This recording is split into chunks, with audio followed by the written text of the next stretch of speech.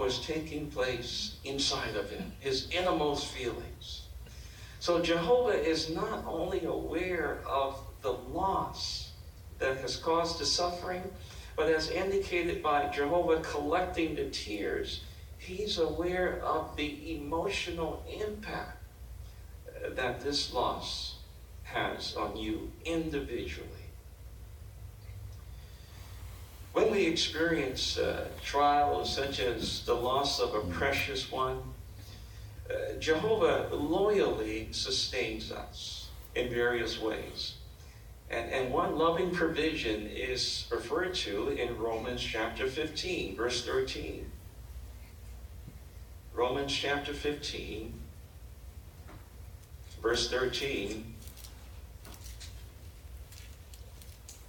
reads, "May the God who gives hope fill you with all joy and peace by your trusting in him, so that you may abound in hope with power of Holy Spirit."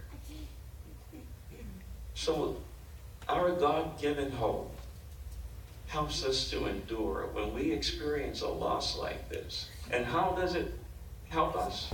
Well, it says here, God gives the hope. And what is the effect? We're filled with joy and peace.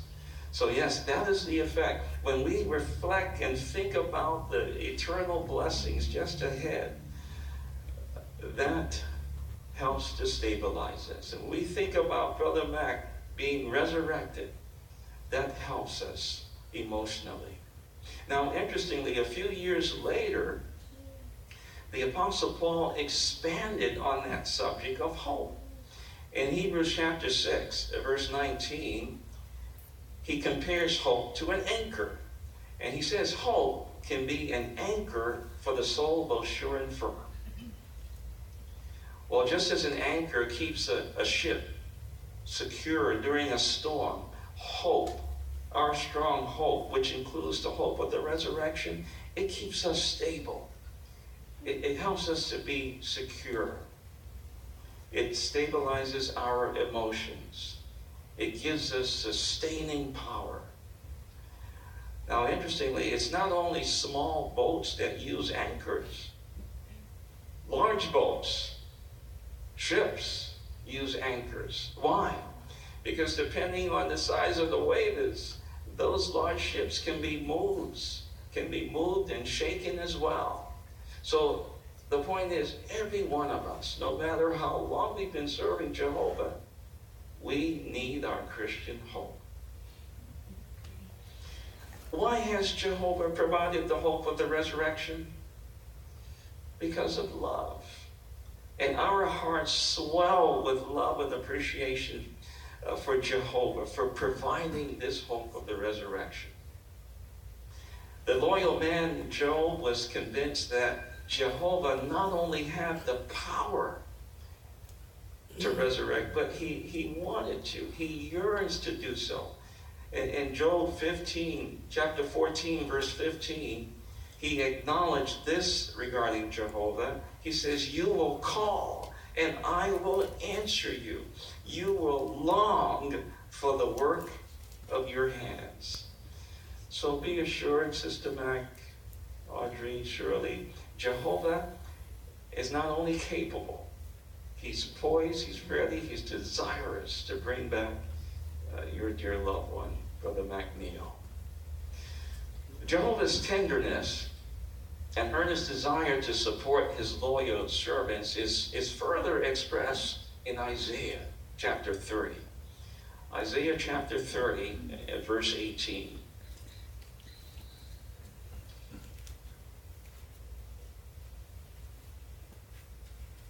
Isaiah 30, verse 18 reads, "But Jehovah is waiting patiently to show you favor, and he will rise up to show you mercy. For Jehovah is a God of justice. Happy are all those keeping in expectation of him." Notice the A part. Jehovah is waiting patiently. The footnote indicates patiently could also be rendered keeping in expectation. So what does that mean for us? Well, think back to what parents do. And maybe Sister Mac, you can recall the time when your girls were just taking their first wobbly walk. Where were you and Brother Mac? You were right there. You were waiting patiently to extend your hand, your arm, to stabilize them, to help them. Well, in a larger way, that's what Jehovah is going to do for you all. He's waiting patiently to come to your aid, to your assistance. And we realize, Sister McNiel, Audrey, and Shirley, in the weeks, the months ahead, you're going to face challenges. And there are going to be decisions that you need to make. Previously, Brother Mac weighed in heavily on those decisions. But don't despair. Don't despair. Remember, you're not alone, because Jehovah is waiting patiently to come to your assistance. Jehovah's readiness to respond is further emphasized in verse 19, same chapter, verse 19 of Isaiah 30. It says, when the people dwell in Zion, in Jerusalem, you will by no means weep. He will surely show you, and that's a special you, favor at the sound of your cry for help. He will answer you as soon as he hears it. Now, how is it that Isaiah highlights Jehovah's tenderness in a very special way here? Well, he does it because he switches from the plural you, as in many, in verse 18, to a singular you in verse 19. And why does he do that?